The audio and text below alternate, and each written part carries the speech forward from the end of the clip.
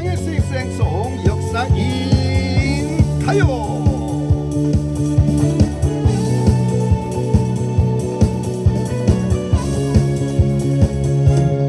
4월 첫째 주 역사인 가요를 시작합니다. 올해 4월 첫 주는 3월 29일 일요일부터 4월 4일 토요일까지입니다. 왜냐하면 이 주간의 중심날인 수요일이 4월 1일이거든요. 그래서 3월 29일부터 4월 첫 주에 속하게 됩니다. 자, 먼저 2009년 3월 29일 봅니다. 국민 여동생 김연아, 피겨스케이팅 최초로 200점을 돌파하면서 세계 선수권 정상에 우뚝 선 날입니다. 자랑스러웠죠. 여전히 그 귀여운 모습이 아직까지도 참 선하게 그려지는데 요즘에 자주 모습을 보이지 않아서 좀 궁금하기도 해요. 네. 자, 그런가 하면 굉장히 자랑스러운 날이 또 있습니다. 2001년 3월 29일 이날은 인천국제공항을 개항한 날입니다. 여러분들 많은 보도를 보셔서 아시겠습니다만은 최고의 공항으로 선정된, 그것도 최근 몇 년 사이 계속 연속적으로 말이죠. 우리는 이렇게 공항 평가단에 의해서 실사에 의해서 최고의 국제공항을 보유한 그런 대한민국의 위대한 국민임. 정말 자랑스럽습니다. 자부심 뿜뿜뿜. 자, 그런가 하면 1853년 3월 30일 이날요. Starry Starry Night, 빈센트 반 고흐가 출생한 날이네요. 이 화단에 계신 분들은 정말 큰 그 행사들 많을 것 같은데요. 근데 이거 어떡합니까? 지금 상황이 이래서 안타깝지만 그런 행사가 크게 작게 아무튼 간에 많이 있었으면 좋겠다는 그런 생각이 듭니다. 자, 그리고 1920년 3월 30일 눈에 번쩍 띄는데요. 조선 태형령 폐지라는 게 오늘 역사의 한 토막으로 나와 있습니다. 태형령 듣기만 해도 좀 무섭죠. 죄지었구나. 죄를 지으신 분들은 아마 태형령 이 소리만 들어도 아마 겁이 덜컥 날 것 같은데, 조선시대 형벌 제도가 오형 제도였더라고요. 보니까 태장도유사. 그래서 저도 공부를 많이 하게 되는데 짧게 한번 간추려 봤습니다. 태장도유사. 당연히 마지막이 가장 큰 중형일 테니까 사는 사형이겠죠. 그럼 앞에 태장도유 뭘 말하느냐? 일단 먼저 조선시대 형벌 제도 가운데 이게 이제 18세기에 들어와서 악형의 일부들이 이제 폐지가 됩니다. 악형이라 하면 아무래도 신체적으로 어떤 그 형을 가하는 신체형의 하나인데, 태형과 장형, 사실은 그 5형 제도 가운데서 가장 약한 태형 그리고 장형, 이건 이제 곤장을 치는 거예요. 쉽게 곤장을 치는 건데, 이 곤장도 그냥 치는 게 아니라 조선시대 때도 최소한의 인권을 확보하기 위해서 노력한 흔적들이 여기에 나타나 있더라고요. 그게 정말 노력, 흔적, 인권 이런 얘기를 할 수 있을지 모르겠습니다만은 어쨌거나 그런 그 모습들이 그 당시 정서로는 지금 보여요. 보니까 한 번 칠 때마다 규정상 30대 이상을 칠 수가 없었답니다. 한 번 칠 때마다 30대 이상의 곤장은 칠 수가 없었다. 그 다음에 한 번 곤장형을 받고 형이 집행이 되잖아요. 그러고 나면 사흘 동안은 또다시 곤장을 칠 수가 없었답니다. 그러니까 사흘의 말미를 두고 다시 제2차로 또 곤장을 치면서 취조를 할 수 있었다는 얘기죠. 연속적으로 칠 수가 없는 거죠. 근데 생각을 해보니까 끔찍하다. 30대 이상을 못 넘긴다 하지만 곤장 30대를 치고 나면 볼기짝의 살이 견뎌나나? 그거를 사흘 만에 아문다고? 사흘이 지난 후에 또 다시 곤장을 쳐? 이거 끔찍한데. 네. 여기에 무슨 인권이 있나 싶은데도 어쨌거나 이런 규정을 정해놓은 걸 보면 굉장히 엄한 엄벌임에도 불구하고 그래도 이렇게 하라는 걸 보면 최소한의 당시로서는 인권을 생각한 흔적이 아닌가, 저는 이렇게 생각을 하고 있습니다. 자, 그리고요, 이걸 또 무시한 게 하나 있다고 그래요. 실제로 이렇게 행해졌었겠죠. 그러니까 이게 자료에 남아 있겠죠. 난장이라는 게 있었습니다. 난장. 이 난장은 뭔가 하면 지금 말씀드렸던 그 규정을 완전히 무시하고, 즉 어떤 규정인가요?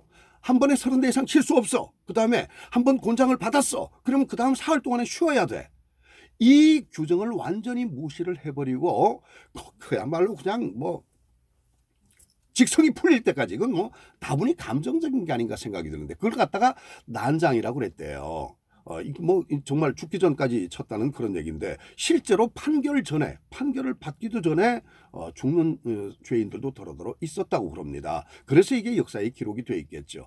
그래서 저는 난장이라는 거, 그러면 우리가 알고 있는 난장판이라는 게 여기서 유래된 말이 아닌가 해가지고 엉뚱한 걸 또 많이 또 이렇게 찾아봤어요. 찾아봤더니 그건 아니네요. 우리가 말하는 난장판의 난장은 과거 시험을 볼 때 그 선배들이 쫙 모여가지고 시험을 보잖아요. 그럴 때 이제 모여가지고 서로 막 얘기하는 거지. 우리 학교 때로 얘기하면 야 1번 정답이 뭐야? 그거 1번에 3번 맞아? 2번 정답 이거지? 야 4번 그 왜 주관식으로 나왔냐? 객관식이면 내 정답일 텐데. 뭐 이렇게 막 떠드는 거 있잖아요. 양반들끼리 모여서 그렇게 막 시끌벅적하고 웅성웅성 왁자지껄 이 상황 전체를 난장판이라고 표현을 했답니다. 결코 나쁜 말은 아니죠. 근데 그게 지금 와서 난장이란 말, 난장판이라는 말로 그렇게 쓰여진다 그래요. 유래가 바로 과거 시험장이었다 그럽니다. 그러니까 여기서 형벌을 하는데 규정을 무시하고 사정없이 두들겨 패던 그 곤장의 난장하고는 전혀 다른 이야기다 하는 것을 말씀을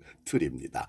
자, 그 다음에 도형이라는 게 있었습니다. 도형. 이 도형은 태형과 장형보다는 더 무거운 그런 중형이죠. 이 도형은 타 지역에 죄인을 보내서 그 지역에서 강제 노역에 종사를 하도록 하는 겁니다. 자, 그 다음에 유형, 유형, 유자만 봐도 알겠죠. 유배. 귀양을 보내는 건데 본래 귀양은 이 법적으로 종신형을 원칙적으로 하고 있답니다. 원칙이 종신형이래요.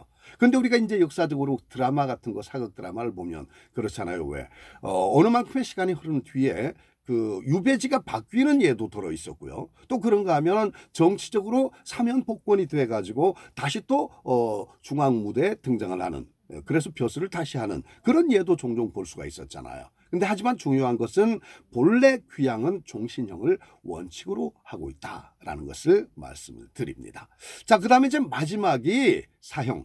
이건 뭡니까? 그냥 어명이요. 밥값을 안 해도 좋으니 그만 사시오 이거잖아요.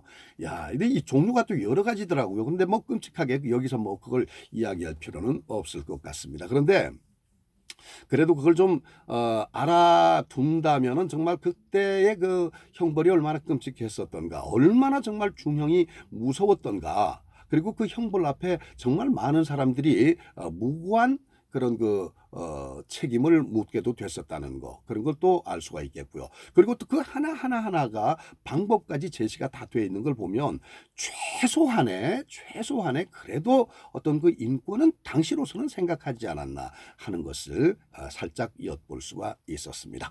1968년 4월 1일로 옵니다.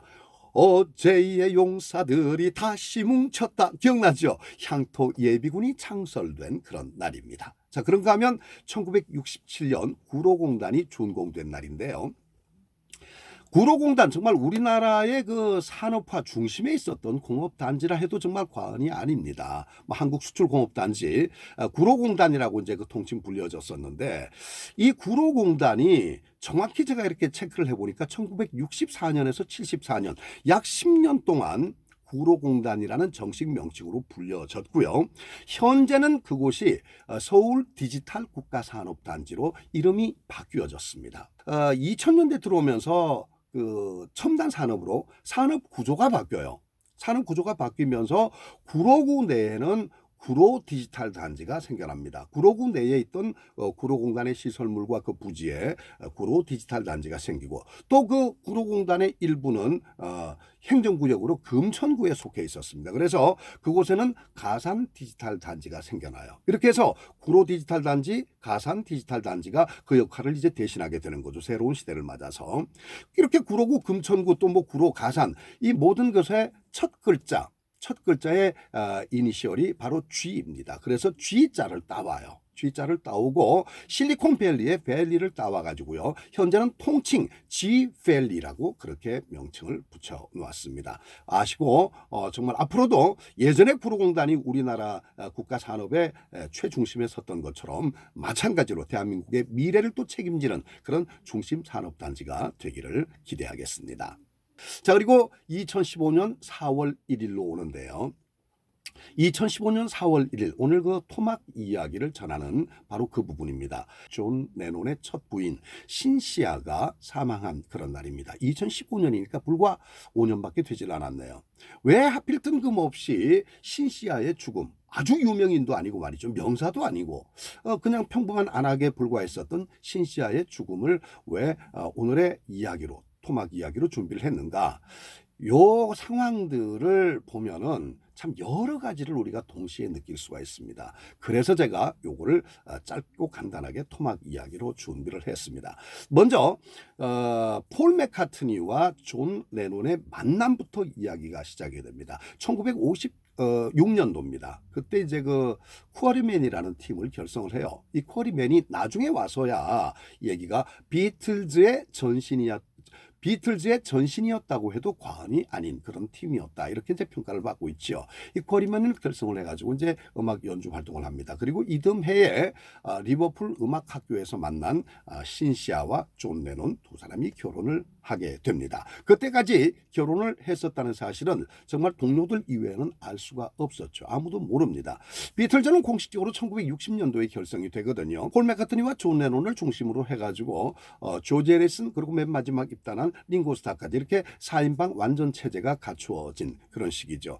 약 3년 동안 이제 리버풀하고 함부르크 등에서 이렇게 활동을 했었다 그래요. 그러면서 살짝 자신들의 이름을 조금 높여가던 그런 상황. 그때는 아마 달콤한 신혼생활을 즐기고 있었는지는 모르겠습니다만은 아무튼 아이가 하나 태어납니다. 1963년도에 줄리안 레논이죠.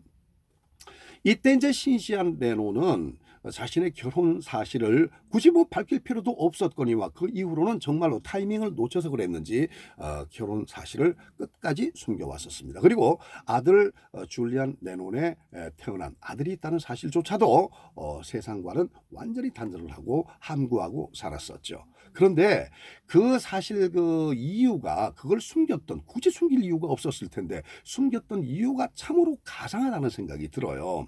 왜냐하면 1964년에 비틀즈가 미국으로 진출을 하게 되거든요. 에드 설리번 쇼에 진출을 해가지고 거기서 공연을 하면서 말 그대로 비틀즈의 전설이 시작이 되지 않습니까? 그렇게 해서 비틀즈가 이제 점점점 명성이 높아지니까 신시아는 오히려 더 비틀즈와 약간의 어떤 거리를 두게 됩니다. 특히 존 레논과. 그건 왜 그런가 하면은요. 비틀즈가 전 세계적으로 선봉적인 인기를 얻을 수밖에 없었던 것이 음악 자체가 그 당시만 해도 굉장히 획기적인 그런 음악이었거든요. 그러다 보니까 왜 그러잖아요. 리버풀 출신의 떡거머리 촌놈들이라고 그렇게까지 막무가내로 그냥 언론에서도 얘기를 할 정도로 상당히 반항적인 이미지를 갖고 있었던 거죠. 근데 젊은 층에서 봤을 때는 아주 획기적인 그런 스타일이었음에도 불구하고 좀 천해 보인다는 그런 아마 이미지를 지울 수가 없었던 것 같습니다.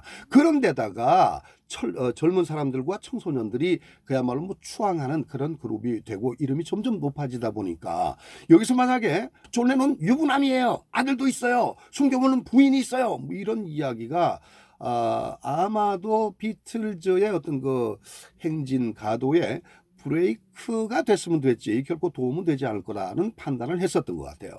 그래서 이 신시아가 함구하고 있었는지도 모르겠습니다. 실제로 폴 맥카트니는 신시아의 그런 점을 굉장히 정말 고맙게 여겼다고 그래요.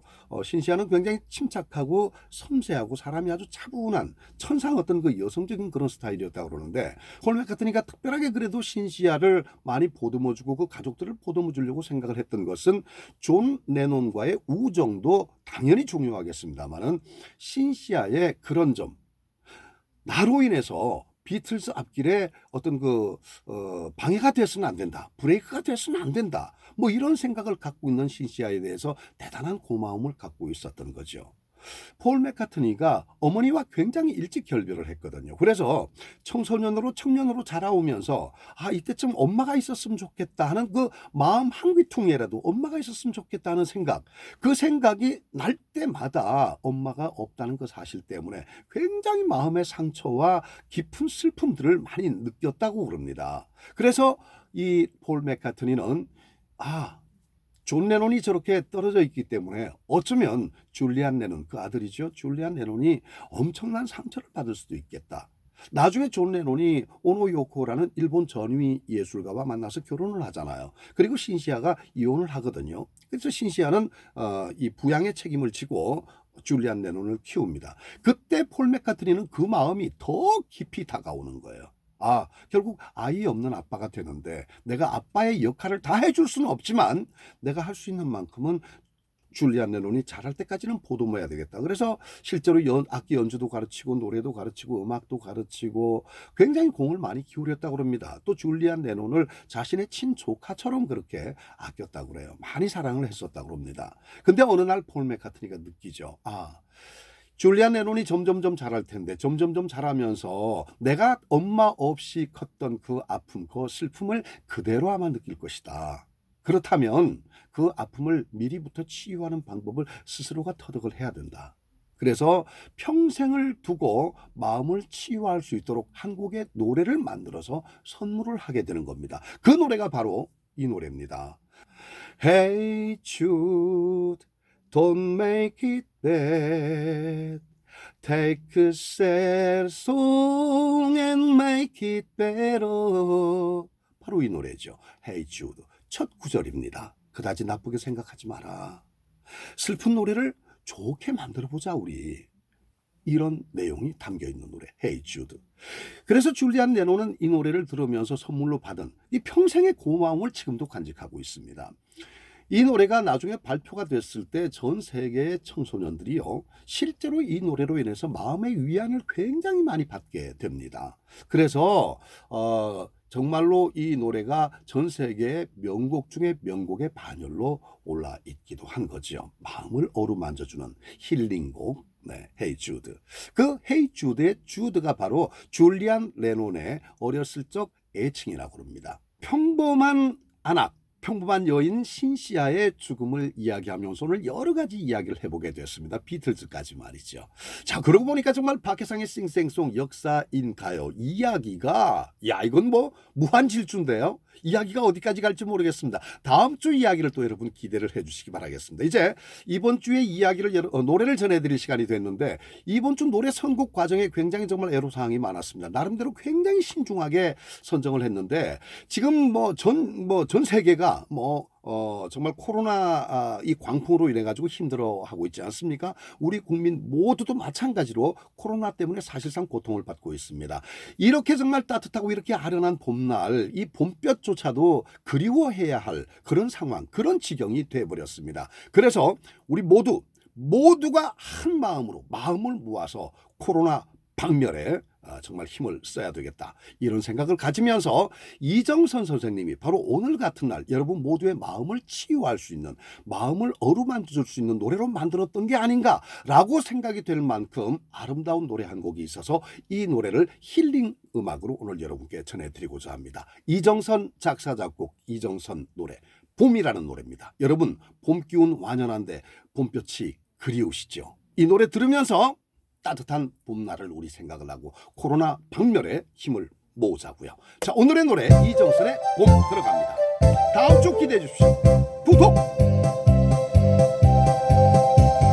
저 넓은 들판의 파랗게 새봄이 왔어요. 가로등 그늘 밑에도 새봄이 왔어요. 모두들 좋았어 이렇게 신바람 났는데 아이야 우리 손잡고 꽃 구경 가자꾸나. 한 방울 두 방울 내리는 봄비를 맞으며 개나리 진달래 참깨요 모두들 노래 부르네. 봄봄봄봄 봄이 왔어요 우리의 마음속에도. 봄봄봄봄 봄이 왔어요 봄이 왔어요. 건강하십시오. 건강하십시오. 건강하십시오. 노래 같이 할까요? 새봄이 좋아서 이렇게 신바람 났는데 아이야 우리 손잡고 꽃 구경 가자꾸나. 한 방울 두 방울 내리는 봄비를 맞으며 내 마음 총달새 새처럼 저 하늘 높이 나르네. 봄봄봄봄 봄이 왔어요. 우리의 마음속에도